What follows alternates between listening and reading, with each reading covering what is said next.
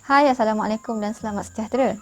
Nama saya Nurul Atirah binti Abdul Aziz dan saya bernama metrik D201910888293. Baiklah, pada hari ini saya akan mengupaskan mengenai aktiviti manusia di atas permukaan bumi ini yang telah mendatangkan pelbagai masalah terhadap alam sekitar. Jadi, mari kita mulakan. Dasar-wasar ini sama ada kita sedar ataupun tidak kerana terlalu dihidangkan dengan pembangunan negara yang semakin gah di pesada dunia. Namun, di sebalik itu, kita acap kali tersentak dengan permasalahan yang berlaku mengenai alam sekitar kerana hal ini semakin hari semakin merunsingkan.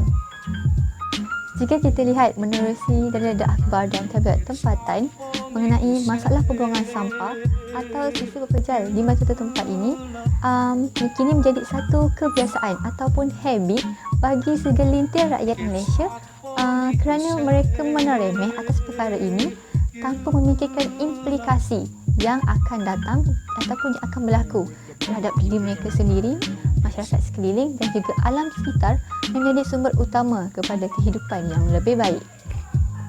Tambahan itu, menerusi laporan berita harian, penghasilan sampah harian dalam kalangan masyarakat di negara ini mencatat peningkatan 100.75% kepada 38,142 tan sampah pada tahun 2018. Dan hal ini merupakan perkara yang amat merunsingkan.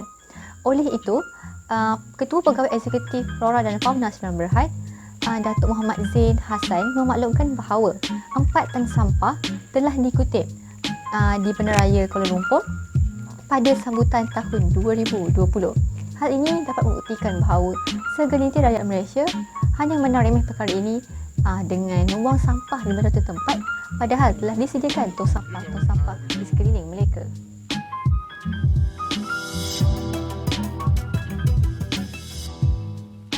Baiklah, sekarang saya akan menghuraikan kesan-kesan yang timbul akibat pembuangan sampah ini.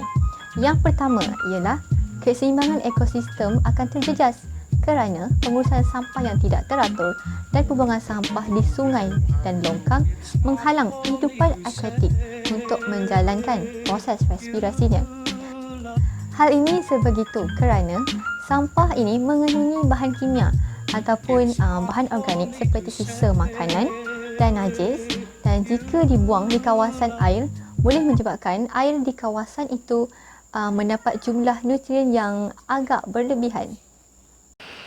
Keadaan ini boleh menyebabkan berlakunya proses eutrofikasi di mana nutrien-nutrien tersebut menyebabkan alga tumbuh berlebihan, dan apabila alga-alga itu mati, bakteria yang mereput atau dikompos, alga tersebut akan mempergunakan oksigen yang banyak hingga menyebabkan hidupan air yang lain tidak dapat hidup kerana kekurangan oksigen. Kesan yang kedua ialah pembakaran terbuka semakin berleluasa dalam kalangan masyarakat kerana mereka hanya mengambil jalan mudah untuk menghapuskan sampah-sampah tersebut melalui pembakaran secara meluas pada tapak pelupusan sampah dengan alasan untuk membunuh haiwan perosak seperti nyamuk Aedes, lalat dan tikus. Sampah ini akan menyebabkan berlakunya pencemaran udara yang teruk. Tambahan lagi, jika sampah sarap yang dibakar itu merupakan barangan plastik, ia akan menyebabkan pembebasan bahan-bahan pencemar ataupun gas-gas yang berbahaya seperti karbon dioksida, sulfur dan nitrogen. Menerusi laporan berita yang saya jumpai, iaitu pembakaran terbuka yang dilakukan untuk menghapuskan serangga dipercayai menjadi punca utama kebakaran di 2 tapak pelupusan sampah di selatan Johor pada tahun 2019. Kesan yang ketiga ialah pembuangan sampah sarap boleh mengundang kepada berlakunya bencana alam kepada kehidupan lain. Perbuatan pembuangan sampah sarap ini yang ke dalam tong sampah akan menyebabkan longkang menjadi tersumbat dan menghalang pengaliran air ketika hujan. Manakala pembuangan sampah ke dalam sungai pula menyebabkan sungai menjadi cetek sehingga menyebabkan berlakunya banjir kilat akibat daripada limpahan air yang berlebihan dari sungai yang cetek dan longkang yang tersumbat. Oleh hal yang demikian, kawasan yang mempunyai sistem pepalitan yang tidak teratur akan mengalami bencana banjir kilat ketika musim hujan kerana pembuangan sampah tidak disediakan dengan baik. Hal ini dapat dibuktikan melalui laporan berita harian yang mengatakan sejumlah 32 tan sisa sampah dikutip oleh Majlis Bandaraya Seberang Perai di 10 buah rumah pam sekitar daerah ini berikutan dengan banjir kilat yang berlanda di Bukit Mertajam. Baiklah, jadi pada hari ini dan pada petang ini saya akan menghuraikan ataupun merungkaikan tindakan-tindakan yang boleh diambil oleh kerajaan ataupun bagi diri saya sendiri, iaitu dengan yang pertama adalah pihak kerajaan haruslah menguatkuasakan larangan penggunaan plastik secara meluas di seluruh negeri di Malaysia kerana plastik merupakan penyumbang utama kepada sisa sampah di Malaysia dan ia juga memerlukan masa yang agak lama untuk sampah itu mereput dan untuk juga ia dikomposkan. Baiklah, langkah yang kedua ialah langkah yang kedua ini merupakan daripada perspektif saya sendiri, daripada diri saya sendiri dan masyarakat umumnya. Di sini kita boleh mengamalkan aktiviti kitar semula kerana amalan ini dapat mengurangkan peratusan kuantiti pembuangan sampah, mengurangkan bahan mentah dan mengurangkan persiparan air serta udara. Tambahan itu, sebenarnya amalan kitar semula ini dapat mengurangkan kuantiti ataupun mengurangkan kos pembelajaran pelupusan sampah kerana perkara ini boleh menjimatkan berbanding dengan usaha menyelenggara tapak pelupusan sampah yang makin meningkat di negara ini. Oleh itu, jas untuk pelupusan sampah akan dapat dikurangkan selain dapat meningkatkan ekonomi negara.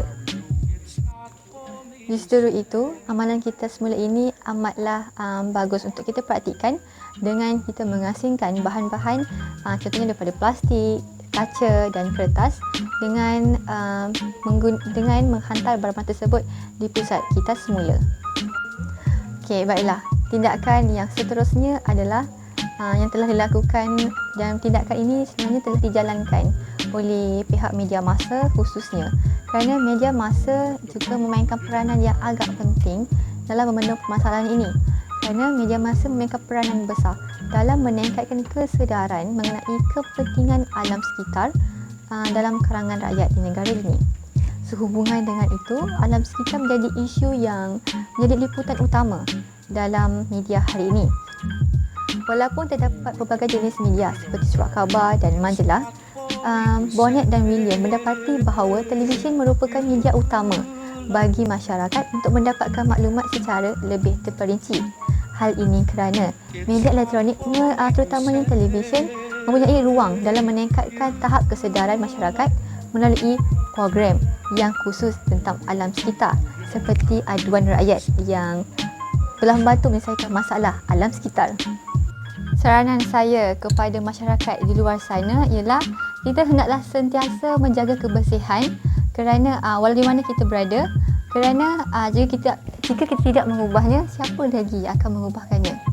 Oleh itu, saya berharap agar masyarakat di luar sana menggunakan beg kita semula ataupun beg seberguna seperti saya menggunakan beg eco semasa berbelanja. Dan saya juga menggunakan straw besi bagi menggantikan straw plastik.